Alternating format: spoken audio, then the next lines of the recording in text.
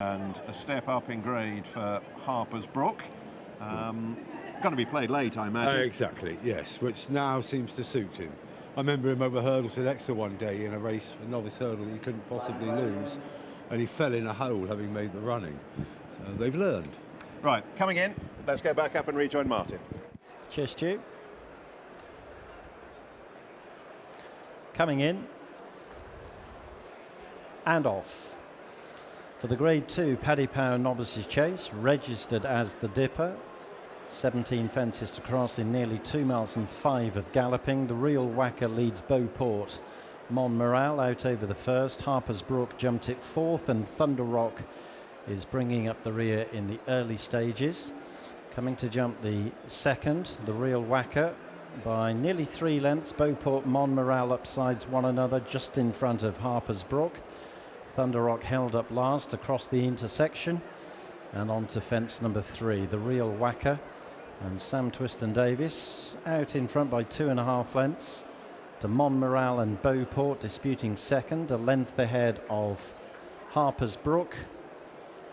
And on his girths races Thunder Rock as they swing left-handed and come down the hill. Led by the Real Whacker, who has nearly 3 lengths in hand on Beauport on the inside of Monmiral. Thunder Rock is upsides Harper's Brook. They race held up in the last pair at the foot of the hill now. They're on their way up to fence number 4. Led by the Real Whacker, who will jump the 4th fence fluently. 2.5 lengths up on Beauport. Monmiral a half length back in third. And then a length to the last pair. Harper's Brook on the outside of Thunder Rock over the 5th. All 5 runners jump that one really well, led by the Real Whacker, whose advantage to Beauport is 2 lengths. Beauport is a neck in front of Monmiral. Thunder Rock has just relegated Harper's Brook to be last of the quintet as they come to jump fence number 6. The Real Whacker from Beauport, Monmiral, Thunder Rock and Harper's Brook on their way up to fence number 7. It'll be the last in a circuit's time. The Real Whacker, ears pricked, jumping well at the head of affairs. Thunder Rock just landed a little bit steeply at the 7th fence. Lost no ground as a result as they swing left-handed a race away from the enclosures. The Real Whacker by 2 from Beauport, with Monmiral upsides him.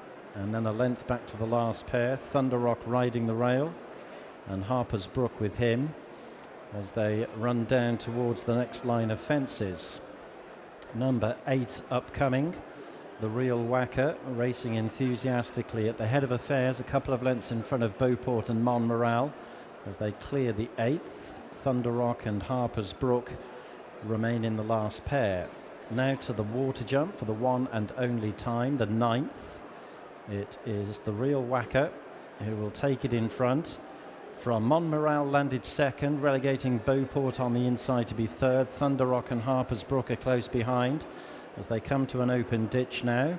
Fence number 10, the Real Whacker attacking the fences. Beauport made a mistake at the first ditch. Dropped back a couple of lengths behind Monmiral in second. Harper's Brook has relegated Thunder Rock to be last.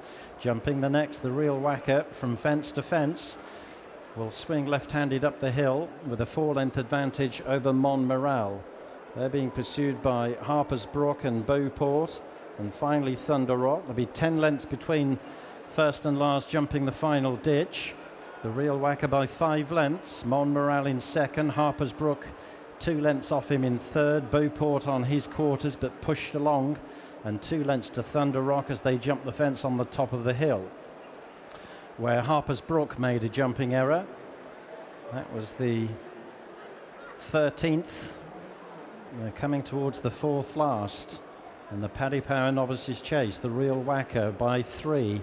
Monmiral trying to close the deficit. Not fluent there. Beauport made a mistake. Upsides Harper's Brook. Thunder Rock is coming off the bridle as they race down the hill with 3 to jump. The Real Whacker's got them firmly on the stretch in behind him, Monmiral has got to within 2.5 lengths of him, but they're clear of Harper's Brook and Beauport and Thunder Rock as they went over 3 out in that order. Beauport making another jumping error. They've got a fair gallop before they leave the ground again. They've got 3 furlongs to cover.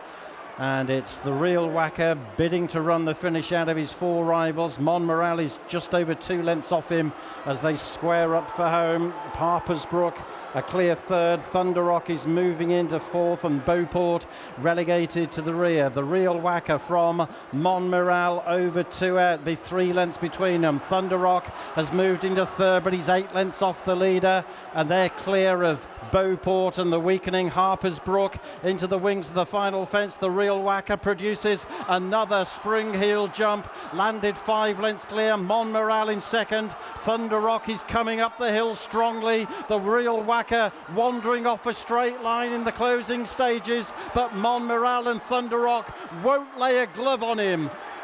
The Real Whacker makes all to win the Dipper. Goes to the judge for 2nd between Monmiral and Thunder Rock. Beauport is home in 4th, and a heavily eased Harper's Brook is last to finish. Well, the Real Whacker has given weight and a beating to some better fancied rivals in this Grade 2 prize. It's a New Year's Day double so far for Sam Twiston-Davies. Congratulations, Sam. Bit of a surprise to some people. Had Pat given you much confidence in his chance today? Gavin Sheehan as well. He's obviously rode him last time, said he was incredibly straightforward.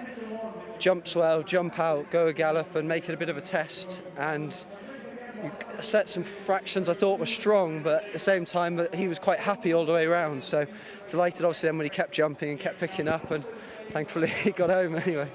Yeah, look, the jumping was a feature of his performance because he seemed to take some of those in behind out their comfort zone at an early stage. Yeah, incredibly accurate, I think, is the key, and got into a good rhythm, and then when I've asked him to be aggressive after the last bend, he was very straightforward, winged the last 2.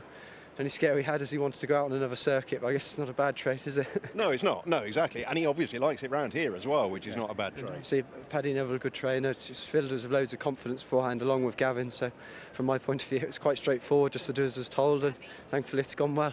And trip-wise, what would you recommend with him on the basis of that performance? I think what's nice is he's been good and aggressive everywhere there, but at the same time is that if you went back up to 3, you're in a position where he doesn't waste energy. So if he's able to kind of maintain doing what he's doing, then obviously it might add another string to his bow. Perfect. Well done. Thank Sam. you. Cheers. Watch live racing now on racingtv.com.